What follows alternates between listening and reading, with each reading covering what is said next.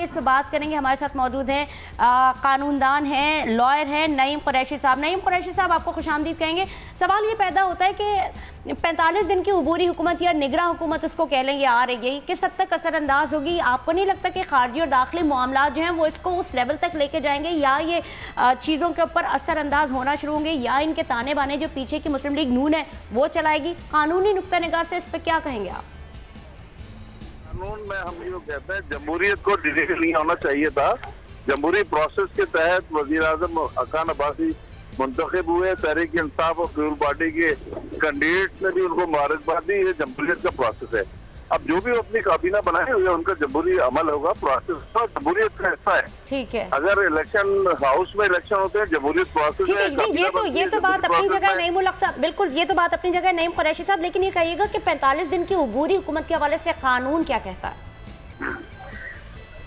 देखिए, एक प्रोसेस है। अगर उन्होंने कायम मुकाम प्राइम मिनिस्टर बनाया है उसके लिए आइन में लिखा है, कानून में लिखा है कि प्रोसेस इलेक्शन होगा उस सीट पे इलेक्शन होने के बाद जो भी मुंतखब होगा, अगर पार्लिमानी पार्टी जिसको भी मुंतखब करना चाहेगी उसको मुंतखब करेगी।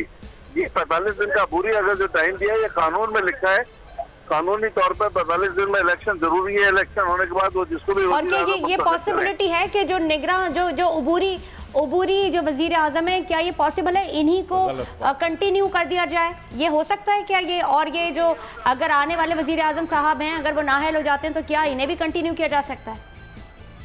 221 मेंबरान की सपोर्ट अगर कायम मुकाम को हासिल है तो आने वाले मुंतखब अगर परमानेंट जो होंगे उनको भी हिमायत हासिल होगी। ठीक है। मेरा कहने का मकसद जो आप चाह रही हैं, जो आपका क्वेश्चन है, ठीक है, बहुत बहुत शुक्रिया नईम कुरैशी साहब, अपना कानूनी नुक्ते से हमें आगाह कर रहे थे। सूरत हाल बड़े वाज़ेह रही। उन्होंने कहा कि जो 45 दिन का जो उबूरी वजीर आजम होता है, एक्चुअली वही वजीर आजम उस वक्त तक होता है और वही कंटिन्यूटी में रहता है।